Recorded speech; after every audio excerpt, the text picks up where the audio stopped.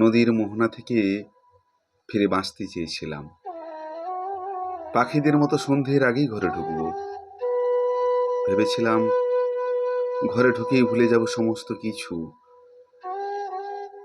কিভাবে পথ খুঁজে মেঘেদের দল, কিভাবে নদীর চড়ায় তুমি এবং ও, কিভাবে নদী মিশেছে যে মোহনায়। এই সমস্ত কিছু আমি কাকে বলবো? আরো 30 বছর কেউ শুনবে না, আরো অনেকগুলো বসন্ত মনে রাখবে না আমার কথা। ইতিহাসের গলিপথ ধরে ঠিক দাঁড়িয়ে যাব, যেখানে দাঁড়ায়নি কেউ, যেখানে আমি আর আমার উলঙ্গ নিস্তব্ধতা, যেখানে দাঁড়িয়ে থাকবে ফুসফুসে ফুলের গন্ধ, যেখানে আমি দাঁড়িয়ে থাকব আমি একা। আমি মেদিনীপুর থেকে হাঁটতে শুরু করেছি সন্ধ্যার দিকে।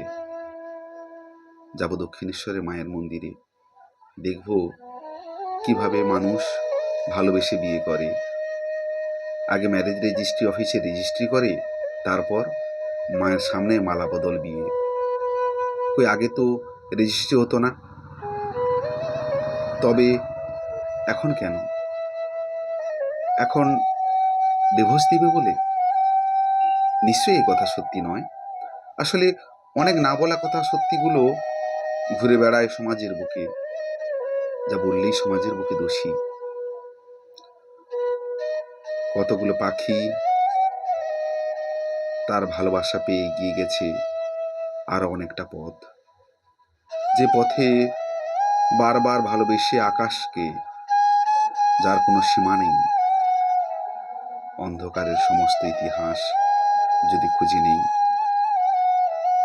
তুমি চাঁদ উপহার দেবে আমায়? তুমি চাঁদ উপহার দেবে?